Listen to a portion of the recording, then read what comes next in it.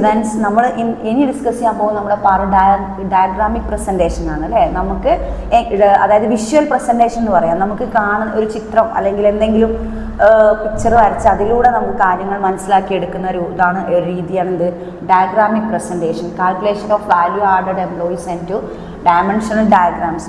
ഈ ഒരു ഡയഗ്രത്തിലൂടെ നമുക്ക് എംപ്ലോയീസ് എത്ര ശതമാനം എംപ്ലോയീസ് ഏത് കാലഘട്ടത്തിൽ എത്ര ശതമാനത്തിൽ നമുക്ക് പെട്ടെന്ന് ഡയഗ്രാം ബേസ് നമുക്ക് മനസ്സിലാവും. കൂടാതെ ഓരോ ഈ ഒരു ഇതിന് നമ്മൾ എന്ത് ചെയ്യുക, ഇങ്ങനെ കളറൊക്കെ കൊടുത്ത് റെഡിയാക്കുക. ഇത് ഓരോന്നാണെന്ന് നമുക്ക് മനസ്സിലാക്കാൻ പറ്റും. ഓരോരോ തൂണുകളാണെന്ന്, ഓക്കെ, ഓരോ തൂണുകളാണ് diagrammatic presentation. Diagrammatic presentation miss just ഒന്ന് വായിച്ചു തരാം. The diagrammatic presentation may be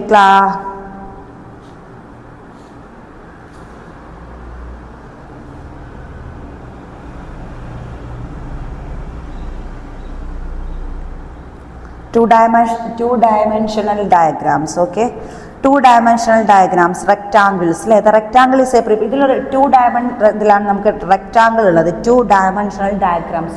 Two-dimensional diagramsൽ നമ്മൾ പറഞ്ഞു ഡയഗ്രാമിക് പ്രസൻറ്റേഷനിലൂടെ നമ്മൾ പെട്ടെന്ന് കാര്യങ്ങൾ വ്യക്തതയോടുകൂടി തിരിച്ചറിയാൻ പറ്റും നമ്മൾ പറഞ്ഞു. അതിൻ്റെ വേറൊരു ഭാഗമാണ് എന്ത്, two-dimensional diagram. അതിലുള്ള ജസ്റ്റ് ഒരു പാർട്ടാണ് എന്ത്, റെക്റ്റാങ്കിൾ എന്ന് പറയുന്നത്. Okay, as you know the diagrams may be classified as one-dimensional diagrams, two-dimensional diagram and three-dimensional diagram.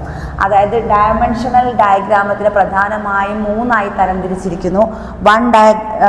One-dimensional diagram, two-dimensional diagram and three-dimensional diagram. We have already discussed the detail about the dimensional diagram. Now let us discuss about the two-dimensional diagram.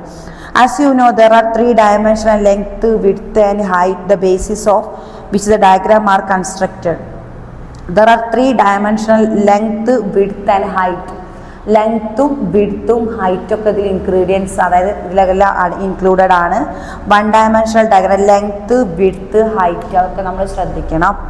Okay, length miss എഴുതാ, length, width, height. Okay, ലെങ്ത്തും വിഡ്ത്തും ഹൈറ്റും നമ്മൾ dimensional ഡയഗ്രാമിൽ ശ്രദ്ധിക്കണം. നമ്മൾ answer ചെയ്യുമ്പം ശ്രദ്ധിക്കണം. Then two-dimensional diagrams may be classified as rectangle and subdivided rectangle. Okay, the two-dimensional diagram is classified into two. Then first is rectangle, the second is subdivided rectangle. Then square and circle and P diagram. Now let us discuss each of these categories of detail. Then rectangle. What is rectangle? എന്താണ് rectangle? A rectangle is the prepared one of basic length and width of indicates area.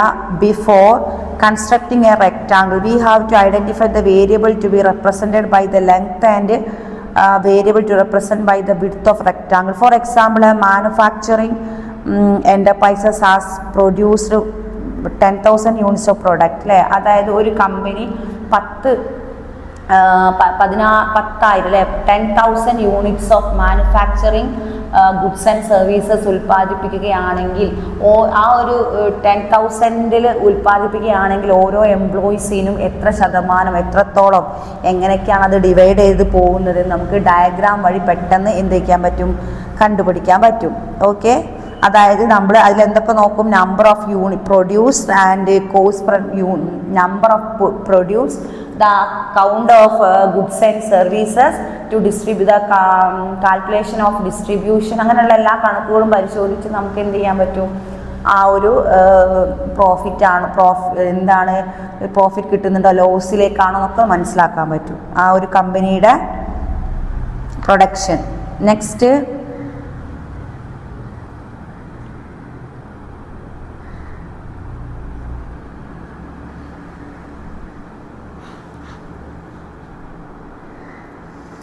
state the significance comparing square root of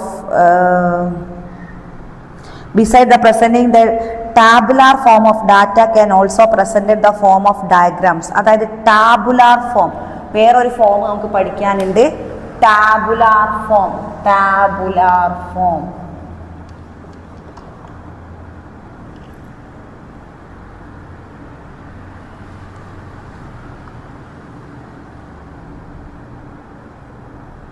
okay,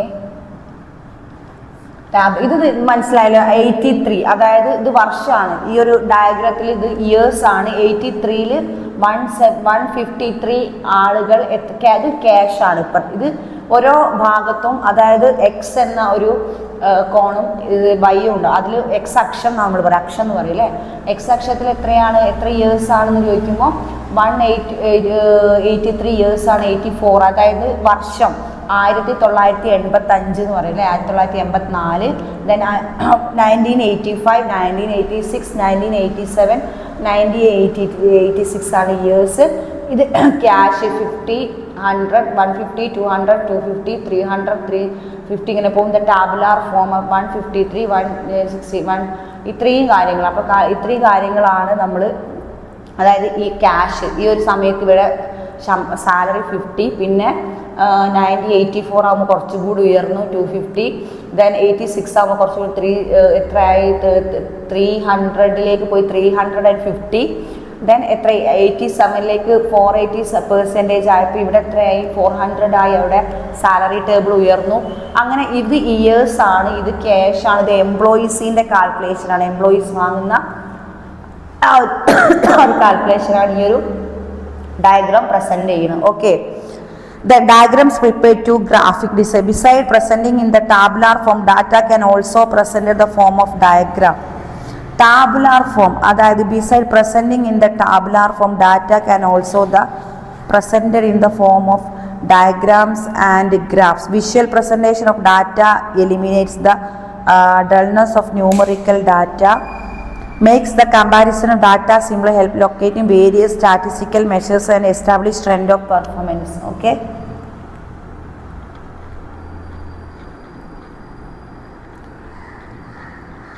next നമുക്ക് ഇതിൽ discuss ചെയ്യാനുള്ളത്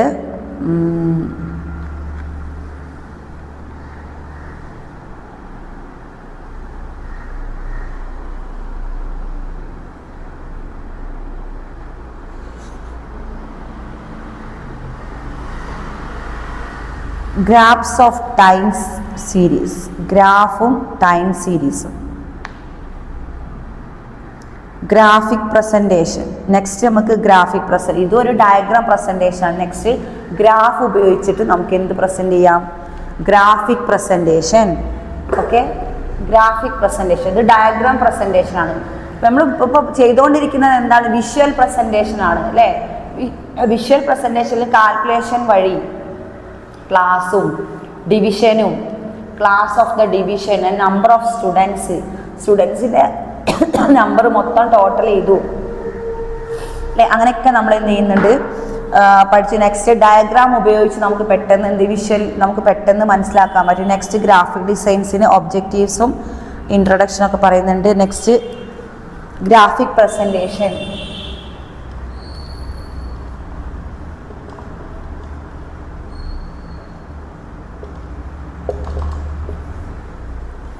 graphic പ്രസൻറ്റേഷനിൽ എന്താ പറയുന്നത്? Objectives, introduction ഒക്കെ ഉണ്ട് ഇതിൽ. You learn that visual presentation and the graphic presentation of data are also pleasing the eye and leaves a strong impact of it easier to draw trends of data. The graphic presentation of data had the following advantages. Graphic presentation of data renders comparison much easier. The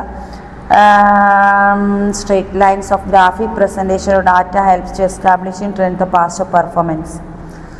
the importance of graphic. നമുക്ക് data collect ചെയ്യുന്നതും അത് graphic presentation വഴി പെട്ടെന്ന് understand ചെയ്യും. അത് എന്തെങ്കിലും കണക്കുകളും കാര്യങ്ങളൊക്കെ നമ്മൾ പ്രസൻറ്റ് ചെയ്യും. നമ്മൾ എന്തെങ്കിലും ഡാറ്റ കളക്ട് ചെയ്യുമ്പോൾ നമ്മൾ എന്ത് ചെയ്യും?